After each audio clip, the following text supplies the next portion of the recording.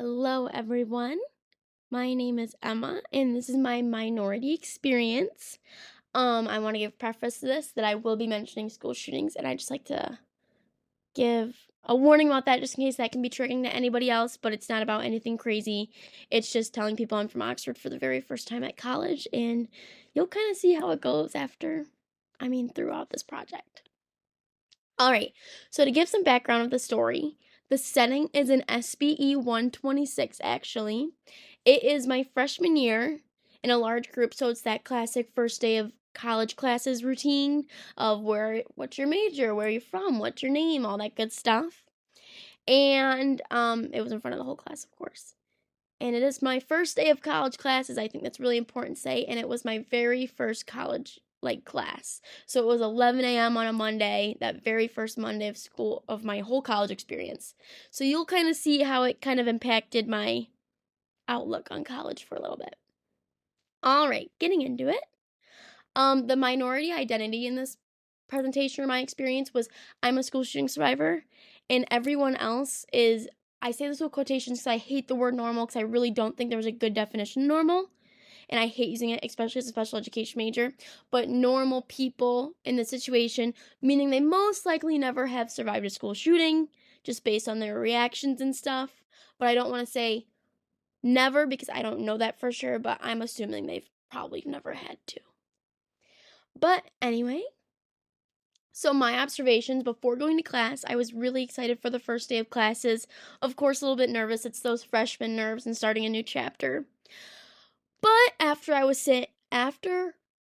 saying where I was from, I was embarrassed, I felt singled out, and I was pretty shocked by some of the responses I got from the classmates and also my professor at the time. My interpersonal interactions was when I said I was from Oxford, so my hometown. Everyone had the wide eyes and kind of looked at me crazy because this was not even a year after the shooting, so it was still really fresh. I think a lot of people still processing it. I was still processing it. After I said where I was from, of course, Oxford, I got the question of were you there from my professor, which kind of really just sparked, it kind of hit a nerve because I was like, wow, I really didn't think we were gonna get into that on the first day of classes, especially my first class ever at CMU, but we did.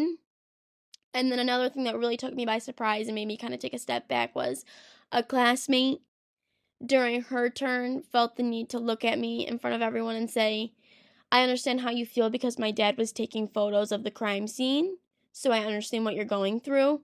And I want to remind you the student didn't go to Oxford nor was involved in it. So that really, I don't know, rubbed me the wrong way, I guess. And that really, really made me feel singled out because she used her turn to tell where everyone was from to address me and say, I understand how you feel. And I don't know. That's one of my biggest pet peeves because a lot of people don't, but it's okay. I've gotten over it. So I'd consider those my interpersonal interactions, but my interpersonal experiences, the experience was awkward and honestly kind of embarrassing at first. I don't know, again, I just felt singled out, kind of get the gist. But as the semester went on, I really do want to point out that it was nice. I could tell my classmates really did care about me and my well-being since it was not even a year after the shooting and that year anniversary date was hard for me. But I constantly had people texting me, asking how I was doing, do I need anything? So I really am appreciative of that. And also my professor was great. He really did care about me and gave me any extensions I needed during that time. But my initial thoughts was I wanted to never tell people I was from Oxford again. It was so embarrassing. It was kind of crazy. But yeah, so that was my initial thought, and honestly, after that class, I did start telling people I was from Lake Orion, which is a neighboring town of Oxford, just because when it's harder to talk about, of course it's going to be harder to talk about than other, oh my gosh, this is making me nervous being recorded, but, it's harder to talk about at times than others, so during those times where I didn't want to talk about it, or I didn't want the wide-eye stares or anything, I just told people I was from Lake Orion, which is a neighboring town of Oxford, like I just said. And then this kind of really changed my perspective on college at first. I did not think I was going to like college after this because this was such a crazy experience for my very first day, not even being there for a week. This happened.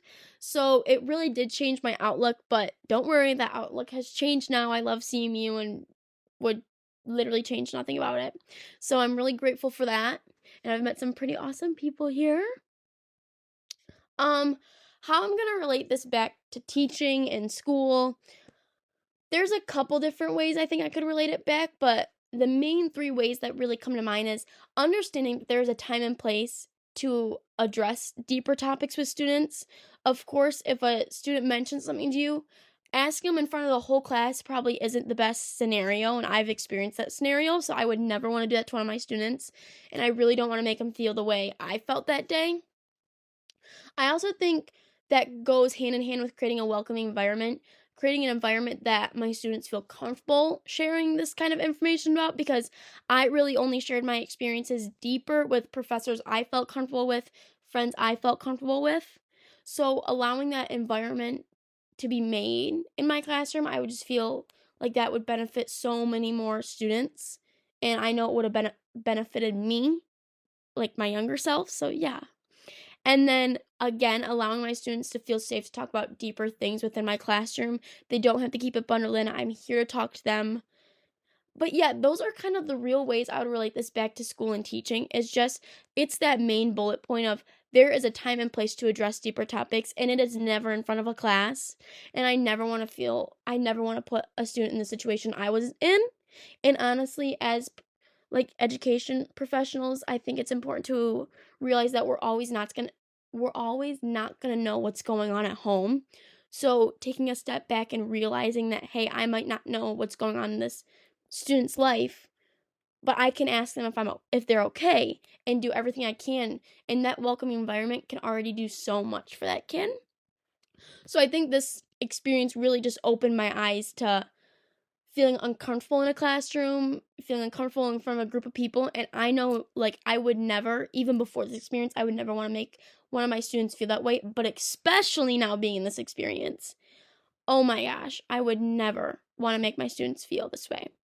So, yeah, that's my minority experience my freshman year.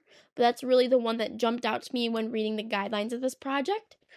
So I hope you enjoyed listening to it and how I plan on relating this back to school and teaching. But yeah, thank you for listening, and I guess have a great day. I don't really know how to end this.